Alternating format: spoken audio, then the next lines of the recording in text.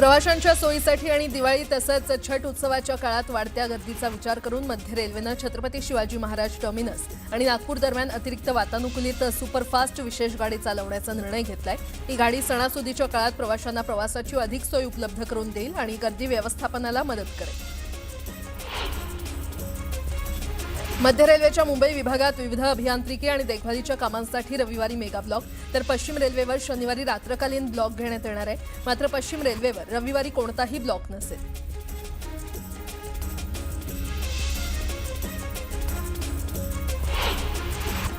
Mumbai metro rail कॉर्पोरेशनने आता प्रवाशांचा प्रवास आणखी सहज, वेगवान आणि स्मार्ट करण्यासाठी मोठं पाऊल उचललंय।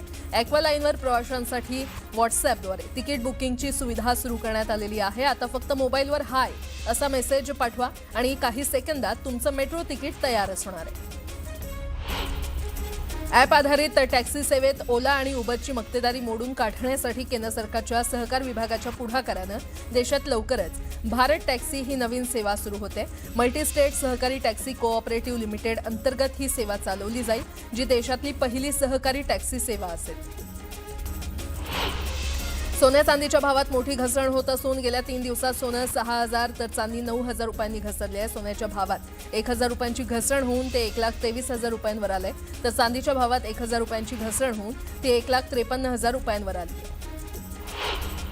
दिवाळीच्या सुट्टीनंतर मागणीच्या तुलनेमध्ये आवक कमी होत असल्यामुळे भाजीपाला महागलाय। किरकोळ मार्केटमध्ये वटाणा 280 रुपये तर शेवगा शेंग 160 रुपयांवर पोहोचली असून पालेभाजीच्या एक जुडीसाठी देखील 25 ते 40 रुपये मोजावे लागतात। भारताच्या समृद्ध जैविक वारशाचं जतन करण्यासोबतच त्याचा फायदा स्थानिकांना मिळावा यासाठी राष्ट्रीय जैवविविधता प्राधिकरणानं उत्तर प्रदेश आणि महाराष्ट्राला जैवविविधता संवर्धनासाठी 1,36 लाख रुपयांचा निधी जारी केलाय। 91 लाख रुपये महाराष्ट्रातील 2 गावांना मिळणार आहेत। राज्यातील अनेक भागात गुरुवारपासून पुन्हा पावसाला सुरुवात झाली। राज्यात पुढील 3 ते 4 दिवस अनेक ठिकाणी हलक्या ते मध्यम सरींचा अंदाज वर्तवण्यात आलाय। या कालावधीमध्ये काही भागात वादळी वाऱ्यासह पावसाची शक्यता आहे। प्रामुख्याने विदर्भ, मराठवाडा आणि कोकणात पावसाचा अंदाज आहे। ऑक्टोबर महिन्यात मुंबईच्या हवेतील PM 2.5 आणि PM 10 या प्रदूषकांच्या दैनंदिन सरासरी पातळीत सर्वाधिक वाढ झाली आहे। जानेवारी ते ऑक्टोबर 2025 या कालावधीमध्ये यात सर्वाधिक वाढ ऑक्टोबर महिन्यात झाली आहे। ऑक्टोबर महिन्यात मुंबईतील 19 ठिकाणांवरील हवा प्रदूषण मापकांवर PM 2.5 ची सर्वाधिक नोंद झाली आहे। दिवाळीमध्ये मूळ गावी गेलेले नागरिक पुणे आणि मुंबईकडे परतण्यास आता शुक्रवारपासून सुरुवात झाली आहे। गावाहून परतणाऱ्या नागरिकांच्या मोटारी, खासगी बसमुळे महामार्गावर वाहतुकीची कोंडी होण्याची शक्यता आहे। या पार्श्वभूमीवर महामार्ग पोलीस, पुणे पोलीस तसंच पिंपरी चिंचवड पोलिसांच्या वाहतूक खात्यानं वाहन चालकांना महामार्गालगतच्या पर्यायी मार्गाचा वापर करावा आणि सार्वजनिक वाहतूक व्यवस्थेचा अवलंब करण्याच्या सूचना देण्यात आल्या। शासनानं 2014 मध्ये परमिट सर्वांसाठी खुलं केल्यापासून मुंबई, ठाणे, पुणे या महानगरांमध्ये रिक्षांचा महापूर आलाय। 10 वर्षात रिक्षांची संख्या 6,58,000हून 12,41,000 झाली आहे। मुंबईमध्ये दुप्पट, नवी मुंबई आणि पनवेलमध्ये 3 पट तर वसईमध्ये 10 पट रिक्षा वाढल्यात। त्यामुळे मागेल त्याला परमिट धोरण रद्द करावं अशी मागणी संघटनांनी केली आहे। मुंबईत भविष्यातील सार्वजनिक वाहतुकीमध्ये महत्त्वाची भूमिका निभावणाऱ्या पॉड टॅक्सी प्रकल्पाच्या दिशेनं एक मोठं पाऊल उचलण्यात आलेलं आहे। कुर्ला परिसरामध्ये ऑटोमेटेड रॅपिड ट्रान्झिट स्टेशन उभारण्यासाठी पोलीस क्वार्टरच्या जमिनीचा वापर करण्यात येणार आहे। भारतात वायू प्रदूषणामुळे होणाऱ्या आजारांचं आणि मृत्यूचं प्रमाण झपाट्यानं वाढतंय असा इशारा हेल्थ इफेक्ट्स इन्स्टिट्यूट आणि institute for health matrix and evaluation यांनी प्रसिद्ध केलेल्या ताज्या स्टेट ऑफ ग्लोबल एअर 2025 या अहवालात देण्यात आलाय। या अहवालानुसार 2023 मध्ये देशात सुमारे 20 लाख नागरिकांचा मृत्यू वायू प्रदूषणाशी संबंधित आजारांमुळे झालाय। परदेशी गुंतवणूकदारांची विक्री आणि बँक आणि FMCG शेअर्समध्ये नफा एका वसुलीमुळे सलग 6 दिवसांच्या तेजीला ब्रेक लागलेला आहे। शुक्रवारी सेन्सेक्स 344.52 अंकांनी घसरून 84,211.88 वर बंद झालाय, तर निफ्टी 96.25 अंकांनी घसरून 25,795.15 वर बंद झालाय। आंतरराष्ट्रीय बाजारात गाईच्या शेणाची प्रचंड मागणी असून भारतानं तब्बल 300 कोटी रुपयांच्या शेणाची निर्यात केलेली आहे। भारत जवळपास 10 देशांना शेणाची निर्यात करत असून या यादीमध्ये अमेरिका दुसऱ्या तर चीन चौथ्या क्रमांकावर आहे। केंद्रीय माध्यमिक शिक्षण मंडळातर्फे घेण्यात येणारी केंद्रीय शिक्षक पात्रता परीक्षेची घोषणा करण्यात आली आहे। त्यानुसार 8 फेब्रुवारी रोजी ही परीक्षा देशभरातील 132 शहरांमध्ये आयोजित केली जाणार आहे। मराठवाड्यात यंदा अतिवृष्टी आणि 900 ते 1000 मिलीमीटरपेक्षा अधिक पाऊस झाला।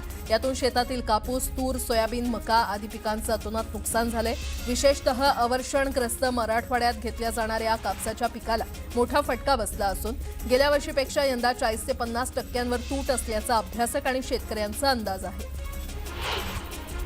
रोहित शर्मा आणि विराट कोहली हे भारतीय क्रिकेटमधील स्टार फलंदाज आज ऑस्ट्रेलियाविरुद्ध तिसऱ्या आणि अखेरच्या एकदिवसीय सामन्यामध्ये मैदानात उतरतील।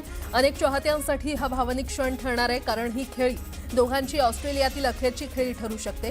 पुढील 2 वर्षात ऑस्ट्रेलियामध्ये कोणतीही एकदिवसीय मालिका नसल्यामुळे ही जोडी पुन्हा भारताकडून ऑस्ट्रेलियामध्ये खेळेल याची शक्यता कमीच आहे। सिंगापूर पोलीस दल गायक जुबिन गर्गच्या मृत्यूशी संबंधित सीसीटीव्ही फुटेज आणि प्रत्यक्षदर्शींच्या जबाबांसह महत्त्वाचे पुरावे पुढील 10 दिवसात देईल अशी अपेक्षा पोलिसांनी व्यक्त केली आहे। फलटणमधील डॉक्टर तरुणीच्या आत्महत्येवेळी पीएसआय बदने ड्युटीवर होता अशी माहिती समोर आली आहे। फलटण ग्रामीण पोलीस ठाण्याच्या हद्दीमध्ये बदनेनं नाईट राऊंड केला होता। घटनेनंतर बदने फरार झालाय। आता बदनेवर सातारा पोलीस अधीक्षकांनी कारवाई केली। डॉक्टर तरुणी आणि प्रशांत बनकर यांच्यामध्ये जानेवारीपासून 157 पेक्षा अधिक कॉल झाल्याची माहिती समोर आली आहे। आत्महत्येपूर्वी डॉक्टर आणि प्रशांत बनकरमध्ये फोन कॉल झाला होता। डॉक्टर बनकरच्या घरी भाडेकरू म्हणून राहत होती। डॉक्टर आत्महत्या प्रकरणात यशोमती ठाकूर यांनी मुख्यमंत्र्यांवर टीका केली आहे। देवेंद्र फडणवीस, तुम्ही एकतर मुख्यमंत्री बना नाही तर गृहमंत्री, तुम्ही पद सांभाळू शकत नाही आणि महाराष्ट्राचं रक्षण करता येत नसेल तर फडणवीसांनी राजीनामा द्यावा अशी मागणी यशोमती ठाकूर यांनी केली आहे। डॉक्टर तरुणी आत्महत्या प्रकरणाची एसआयटी चौकशी करा आणि दोषींवर कडक कारवाई करा अशी मागणी आमदार धनंजय मुंडे यांनी केली आहे। ती बीडची आहे म्हणून तिनं केलेल्या तक्रारी वरिष्ठांनी डावलल्या असतील तर हे अतिशय गंभीर आहे असं ट्विट देखील मुंडेंनी केलं। फ्रेशर्स पार्टीतील मारहाणीत एका विद्यार्थ्याचा मृत्यू झालाय आणि 1 जण गंभीर जखमी झालाय। लातूरच्या डीएमएलटी महाविद्यालयामध्ये ही धक्कादायक घटना घडली आहे। या प्रकरणी 6 जणांना अटक करण्यात आली आहे। राज्याचे उपमुख्यमंत्री अजित पवार नांदेड दौऱ्यावर जाणार आहेत। माजी आमदार दिवंगत बापूसाहेब गोरठेकरांचे पुत्र शिरीष गोरठेकर आणि कैलाश गोरठेकर हे आपल्या शेकडो समर्थकांसह अजित पवार यांच्या उपस्थितीमध्ये राष्ट्रवादीमध्ये प्रवेश करणार आहेत। त्यामुळे राष्ट्रवादी शरद पवार पक्षाला खिंडार पडणार आहे। नांदेडमध्ये स्थानिक स्वराज्य संस्थांच्या निवडणुकीतील युतीबाबत भाजप खासदार अशोक चव्हाण आणि त्यांचे राजकीय विरोधक राष्ट्रवादीचे आमदार प्रताप पाटील चिखलीकरांनी भाष्य केले। मित्रपक्षांनी युतीसाठी तयारी दाखवली तर चर्चा करू असं अशोक चव्हाण यांनी म्हटलं। तर महायुतीमध्ये भाजप मोठा भाऊ आहे, मोठ्या भावानं युतीसाठी प्रस्ताव दिला तर आम्ही चर्चेसाठी तयार आहोत अशी प्रतिक्रिया आमदार प्रताप पाटील चिखलीकरांनी दिली आहे। भाजप नेते किरीट सोमय्या यांनी मालेगावला भेट दिली। बनावट जन्म दाखल्याबाबत महानगरपालिका आणि पोलीस अधिकाऱ्यांशी चर्चा केली। तसंच पत्रकार परिषदेत आवाज उठवल्यामुळे मालेगावात 3977 बनावट जन्म दाखले रद्द करण्यात आल्याचा दावा त्यांनी केला। छत्रपती संभाजीनगरमध्ये वंचित बहुजन महासंघाच्या वतीनं आरएसएस कार्यालयावर मोर्चा काढण्यात आला। मात्र मोर्चाला परवानगी नसल्यानं पोलिसांनी हा मोर्चा अडवला। दरम्यान हा वंचितचा मोर्चा निवडणुकीच्या तोंडावर राजकीय स्टंटबाजी असल्याची टीका आरएसएसच्या स्वयंसेवकांनी केली आहे। काँग्रेस प्रदेशाध्यक्ष हर्षवर्धन सपकाळ यांनी 21 आमदारांना डिफेंडर कार दिल्याचा आरोप केलाय। तर हर्षवर्धन सपकाळांनी केलेल्या आरोपाला शिवसेना आमदार संजय गायकवाड यांनी प्रत्युत्तर दिलंय। सपकाळांनी आरोप सिद्ध करून दाखवावा, ते जनाधार नसलेले नेते आहेत असं संजय गायकवाड यांनी म्हटलंय।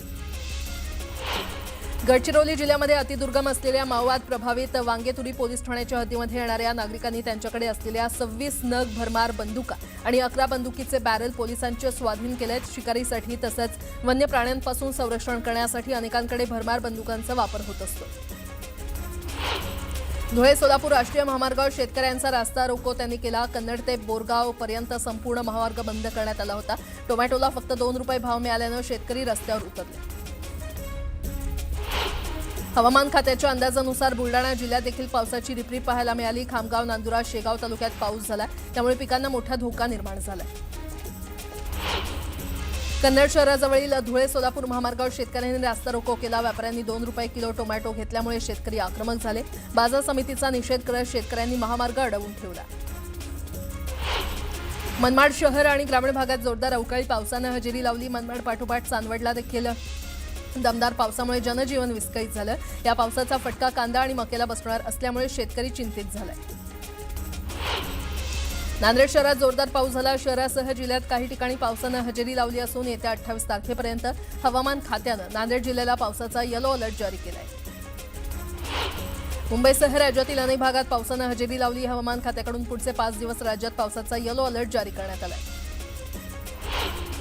जळगावच्या एरंडोल तालुक्यातील कासोदा शहरात अचानक मुसळधार पाऊस झाला। अचानक आलेल्या या पावसामुळे नागरिकांची तारांबळ उडाली, तर या पावसामुळे काही ठिकाणी पाण्याचे डबके साचले।